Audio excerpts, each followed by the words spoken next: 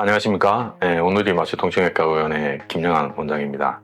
오늘은 근육에 대한 얘기를 좀 해드리고 싶습니다. 근육은 뭐라고 생각하냐면 대부분 다들 어떻게 내 몸을 움직이고, 그죠? 관절 같은 걸 움직이기 위해서는 근육이 힘이 필요하잖아요. 이런 움직임 플러스 척추나 아니면 골격을 갖다가 지지하고 버텨내는 이런 기능들을 수행하는 게 근육이다 라고 생각을 많이 하실 겁니다. 그렇지만 제가 오늘 해드리고 싶은 놀라운 근육의 기능들, 이 사실들을 알게 되신다 그러면 내가 근육 관리를 어떻게 잘하는 것이 내 몸의 전반적인 건강을 지키는데 이렇게 중요하구나 를 알고 가지 않으실까 하는 점에서 오늘 좀 이야기를 시작해 보려고 합니다.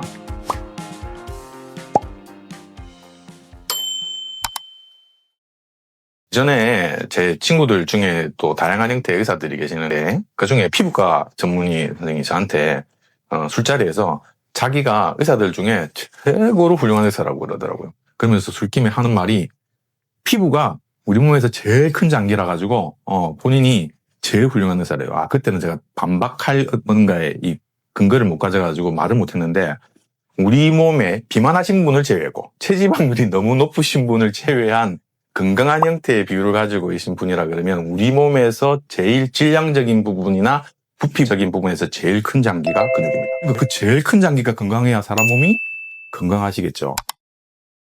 근데 더 중요한 거는 그런 전체적인 큰 모양상의 문제도 있지만 거기에 중요한 성분이 뭐다? 70~80%가 물이죠. 그 다음에 나머지 부분들이 단백질로 구성되어 있는 게 근육입니다. 몸에다 저장해놓고서 필요할 때마다 공급해주는 굉장히 중요한 장기가 근육이라는 거죠. 음식을 먹으시잖아요. 음식을 먹게 되면 우리 몸에 들어오는 포도당이 제일 많이 70~80% 이상이 가는 게 근육입니다. 그래서 1차적으로 거기에서 에너지원으로 쓰기도 하고 글리코겐으로 저장하기도 하고 필요할 때 빼내기도 하고, 그래서 근육이 우리 여러분들의 인슐린 저항성이나 대사장애가 생기는 원인 중에 엄청 큰 역할을 해준다는 거죠. 만약에 근육에 문제가 생기면. 플러스 체온 유지 해주죠. 그 다음에 대사장애, 아까 말씀드린 지질대사, 여러분의 콜레스테롤 수치의 여러 가지 변화를 갖다가 결정하는 것도 근육이 하는 역할에서 굉장히 큰 역할. 신진대사적인 부분, 뼈 건강을 결정하는 부분들까지, 심지어는 여러분들의 정신 건강에도 근육이 역할적인 부분을 한다는 거.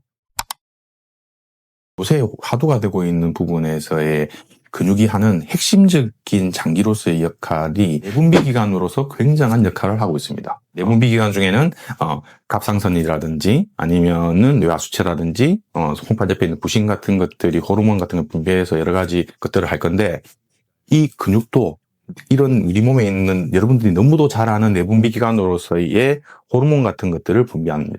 이런 것들을 통합해가지고 뭐라고 하면 마이오카인이라고 얘기합니다. 여기에는 펩타이드 같은 것도 있고 사이토카인 같은 여러 가지 성분들이 있습니다. 대표적인 게 인터루킨 6나 BDNF 같은 여러 가지 호르몬들을 분비합니다. 이걸 분비해가지고 근육 자체에도 작용을 하고 스스로에게도 작용하는 거죠. 손상된 근육을 형성하기도 하고 새로 근육들을 갖다가 만들어서 재생을 하기도 하고, 플러스 이 호르몬들은 혈관을 타고 다른 장기들을 가요. 그래서 아까 말씀드린 것처럼 근육이 내분비 기관이라는 거예요. 각 장기의 신호적인 축을 얘기할 때 근육과 뇌축, 그다음에 근육과 심장축, 근육과 신장축, 한 이 정도의 축선상의 연결성이 있다는 것들은 무결과적으로 밝혀져 있어요. 그래서 뇌에 작용해가지고 여러분들의 근육을 활성시키고 근력 운동을 함으로 인해가지고 그 행동 자체만 가지고 뇌 기능이 좋아진다. 여러분들의 근육에서 직접적으로 이거 마이오카인을 분비해가지고 심장에 작용해서 심장 근육에 이상이 발생하는 것을 막기로 하고요. 그 다음에 심장에는 여러 가지 혈관들이 있지 않겠습니까? 그 혈관들의 내피세포의 손상을 회복시켜주는 작용도 한다. 그러니까 심근경색이나 협심증이 생기는 것들을 갖다가 근육이 막아준다는 거죠. 그 다음에 신장에도 작용합니다. 신장에도 여러 가지 노폐물들이 내려가면서 신장세포들도 손상이 생길 확률이 엄청 높거든요. 그러한 손상들이 발생하는 확률이나 혹시 손상이 되었다 그러면 회복하는 것들을 갖다가 근육에서 분비되는 마이오카인이 도움을 준다는 거죠. 근육이 가지고 있는 핵심적인 부분의 것들은 면역과도 관계가 있다는 겁니다. 여기에 굉장히 중요한 요소적인 부분의 성분이 뭐냐면 글루타민입니다. 글루타민이라는 성분이 우리 몸에 있는 어떠한 장기보다도 근육이 제일 많이 합성하고 저장하는 장기입니다. 글루타민은 아주 간단하게 면역세포들이 뭔가 작용을 할 때 에너지원으로 이용된다. 이렇게 생각하시면 돼요. 여러분들 몸에서 생기는 활성산소라든지 나쁜 물질을 뭔가 제거하는 황산화제로서 굉장히 강력한 역할을 하는 대표적인 게 글루타치온입니다. 이걸 생성시키는 전구체로서 작용하는 게 글루타민이다. 근데 그 글루타민을 누가 만든다? 근육이 만든다. 단순히 근육이란 거는 부피만 크고 여러 가지 부분으로 힘을 길러서 근력을 키워서 내 몸을 건강하게 그냥 관절을 튼튼하게 만들고 척추를 튼튼하게 만들고 무릎을 튼튼하게 만들고 하는 지지하는 역할이나 힘을 쓰는 역할에 그치지 않고 여러분들 몸에서 뭘 한다?